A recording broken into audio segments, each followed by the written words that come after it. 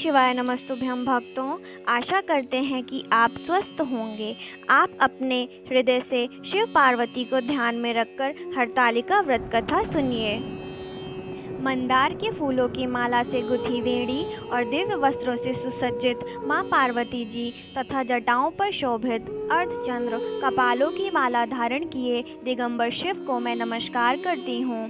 एक समय परम पवित्र भूमि कैलाश पर्वत पर विशाल वट वृक्ष के नीचे भगवान शिव, माता पार्वती एवं सभी गणों सहित अपने बाघंबर पर विराजमान थे।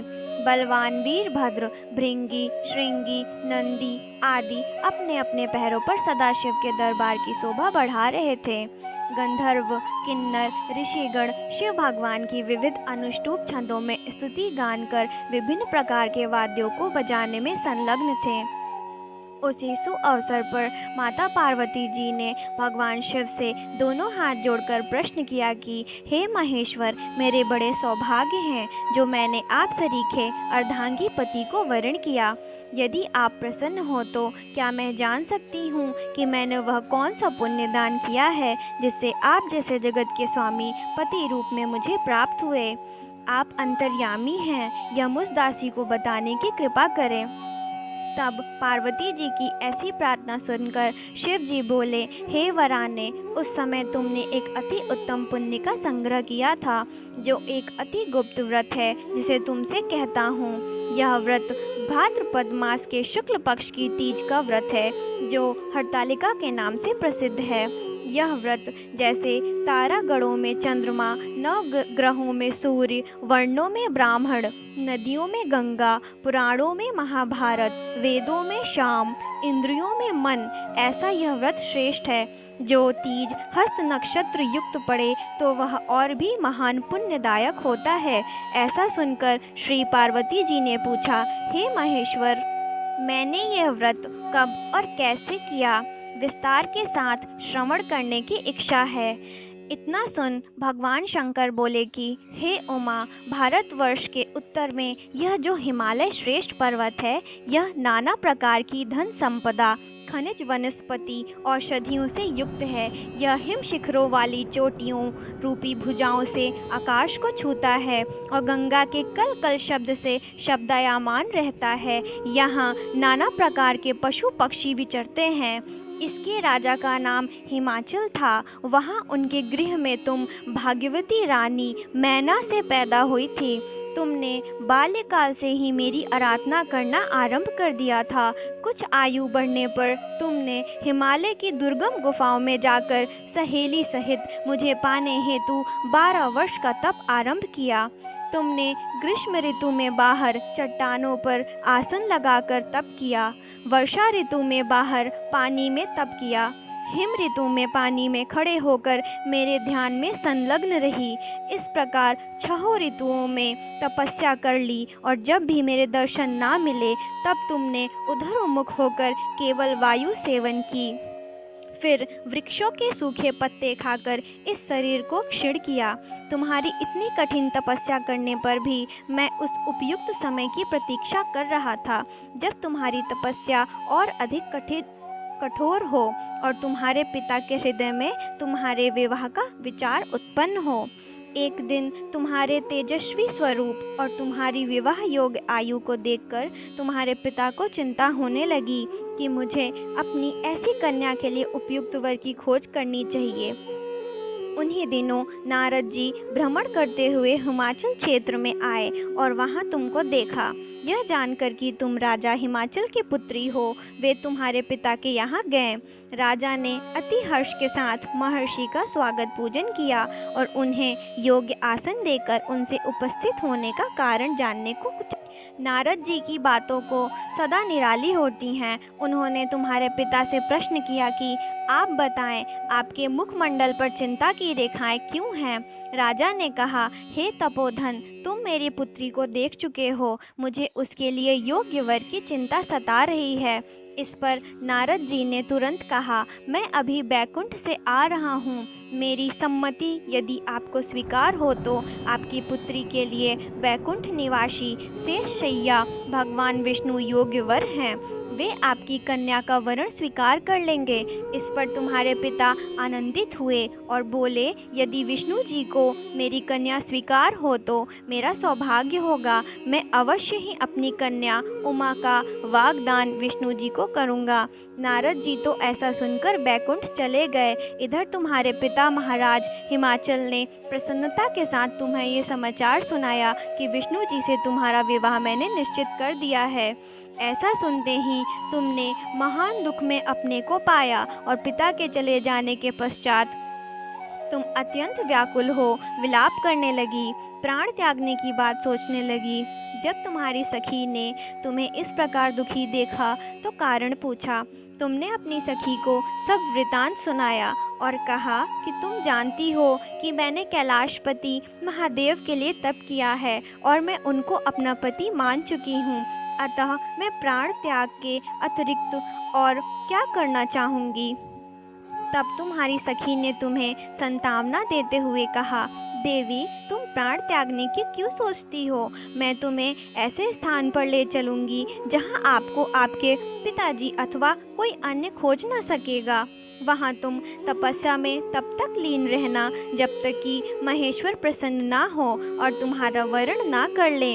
इस प्रकार सहमति बना तुम अपनी सखी के साथ नदी के तट पर एक गुप्त गुफा में प्रवेश कर वहां मेरे नाम की तपस्या करने लगी। भाद्रपद शुक्ल की हस्त नक्षत्र युक्त तृतीया को तुमने उपवास रखकर बालू से शिवलिंग की स्थापना की और पूजन कर रात्रि जागरण किया। तब तुम्हारी तपस्या और व्रत पूजन से मैं आंदोलित हो उठा और मैंने तुम्हें प्रकट हो दर्शन दिया एवं तुमसे वरदान मांगने को कहा।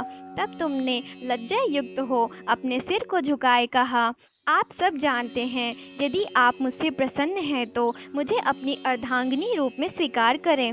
तब प्रसन्न हो मैंने तुम्हारी मनोकामना की पूर्ति करना स्वीकार किया और कैलाश लौट आया। इधर तुम्हारे अपने घर से इस प्रकार बिना कहे चले जाने पर तुम्हें बहुत खोजा गया। घर घर और वन वन में बहुत ढूंढा गया, किंतु तुम्हारे ना मिलने पर राजा हिमाचल कहने लगे कि हमारी कन्या को कौन सा देव, दानव, गंधर्व, किन्नर कहाँ हर ले गया। तुम्हारे पिता तुम्हें कहीं ना पाकर और भगवान विष्णु के साथ तुम्हारा विवाह का वचन भंग होने की चिंता में दुखी होकर एक बार तो मूर्छित होकर गिर पड़े। इधर तुमने अपने व्रत अनुष्ठान की पूर्ति होने पर व्रत का पारण किया, समस्त पूजन सामग्री को नदी में विसर्जित कर स्नान आदि किया। उसी समय तुम्हारा नगर निवासी मंत्रीगण पिता हिमाचल के साथ वहां पहुँचे तथा तुमको सखी सहित पाकर प्रसन्नता को प्राप्त हुए। वे तुमसे लिपटकर रोने लगे और बोले, उमा तुम बिन बताए इस भयंकर वन में कैसे चली आई, जहाँ सिंह, व्याघ्र, सर्प, भालू, हिंसक जीवों का निवास है। यहाँ तुम कैसे अब तक रह सकी। चलो अब घर चलो।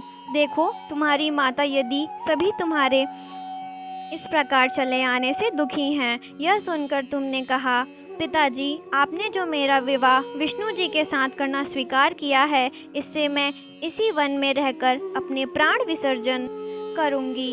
मैं सदा शिव को अपना पति मान चुकी हूँ और उन्होंने भी मुझे वरण करना स्वीकार कर लिया है। अतः हे तात मुझे घर चलने को मत कहो। ऐसा सुनकर महाराज हिमाचल दुखी हुए और बोले, हे पुत्री तुम शोक मत करो, मैं तुम्हारा विवाह भगवान विष्णु के साथ कदापि नहीं करूँगा और तुम्हारा अभीष्ट वर जो तुम्हें प्राप्त है उन्हीं सदाशिव के साथ ही तुम्हारा विवाह करूँगा।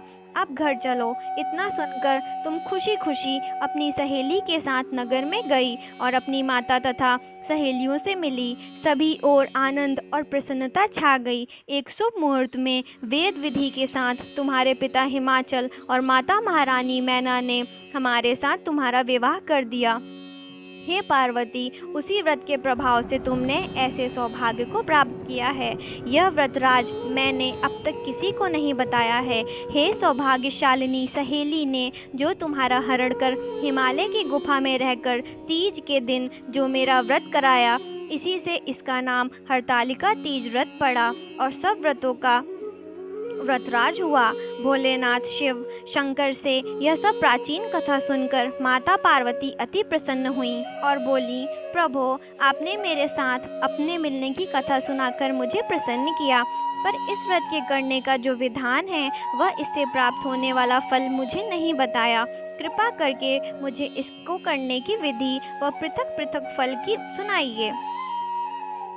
इतना सुनकर भगवान सदाशिव ने कहा, प्रिय, मैं इस व्रतराज का विधान तथा फल तुम्हें सुनाता हूँ। यह व्रत सौभाग्यवती नारियों व सुंदर गुणवान पति चाहने वाली कन्याओं को करना चाहिए। भाद्रपद के शुक्ल पक्ष की द्वितीया की शाम को आरंभ करते हुए इस तीज के व्रत को धारण करें। व्रत निराहार अर्थात बिना आहार और निर्जला करना चाहिए। भगवान शिव पार्वती की सुवर्ण या मिट्टी की प्रतिमाओं को एक सुंदर वेदी पर स्थापना करें। केले, पुष्प आदि के खंभे स्थापित करें। रेशमी वस्त्र के चंदोवा ताने, फिर स्तुति गान, वाद्य, शंख, मृदंग आदि से रात्रि जागरण करना चाहिए। प्रातः भगवान शिव के पूजन के बाद फल, फूल, पकवान, लड्डू, मेवा, तरह तरह के भोग की सामग्री समर्पण करें। फिर ब्राह्मण को द्रव्य, अन्न, वस्त्र, पात्र आदि का दान श्रद्धा युक्त देना चाहिए। भगवान शिव को हर वस्तु पंचाक्षरी मंत्र से नमः शिवाय कहकर अर्पण करना चाहिए। प्रार्थना के समय अपनी इच्छा जो हो भगवान के सामने प्रेषित करके प्रणाम करें। फिर पार्वती जी से प्रार्थना इस प्रकार करें, जय जगमाता मेरी भाग्य विधाता, तुम हो पार्वती शिव की प्यारी, तुम माता आनंद पुरारी।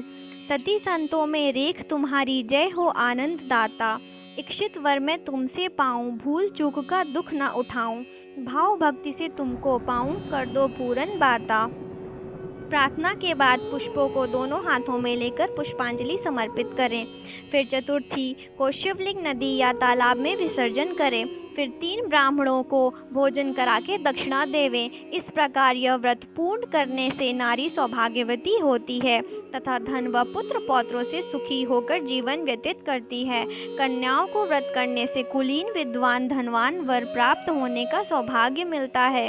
हे देवी, जो सौभाग्यवती नारी इस व्रत को नहीं धारण करती वह बार बार वैधव्य एवं पुत्र शोक को प्राप्त होती है। जो नारी तृतीया के दिन व्रत रहकर चोरी से अन्न खाती है वह शूकरी का जन्म पाती है। जो फल खाती है वह बंदरिया की योनि प्राप्त करती है। जो जल पीती है वह जोंक का जन्म लेती है। जो दूध पीती है वह षड्पणी का जन्म ग्रहण करती है। और जो नारी मांस खाती है वह बाघनी होती है। जो दही खाती है वह बिल्ली का जन्म पाती है। जो मिठाई खाती है वह चींटी के जन्म को धारण करती है। जो सब चीज़ें खाती है वह मक्खी का जन्म लेती है। जो उस दिन सोती है वह अजगरी योनि को प्राप्त करती है। और जो नारी अपने पति को धोखा देती है वह मुर्गी का जन्म धारण करती है। हे उमा, जो इस व्रत को श्रद्धा विधि से धारण करती है वह मुझसा पति प्राप्त करती है तथा दूसरे जन्म में तुम्हारे समान स्वरूपवान हो करके इस संसार में उत्तम धाम एवं सुख भोग को प्राप्त होती है। इस व्रत के करने के बाद नारियां शिव लोक वासिनी होती हैं। बोलो शंकर भगवान की जय। भक्तों, ऐसी अन्य कथाओं के लिए चैनल को लाइक व सब्सक्राइब करिए और इस कथा को ज़्यादा से ज़्यादा शेयर करिए। और भक्तों, अपना बहुत सारा ध्यान रखिए। श्री शिवाय नमस्तुभ्यम।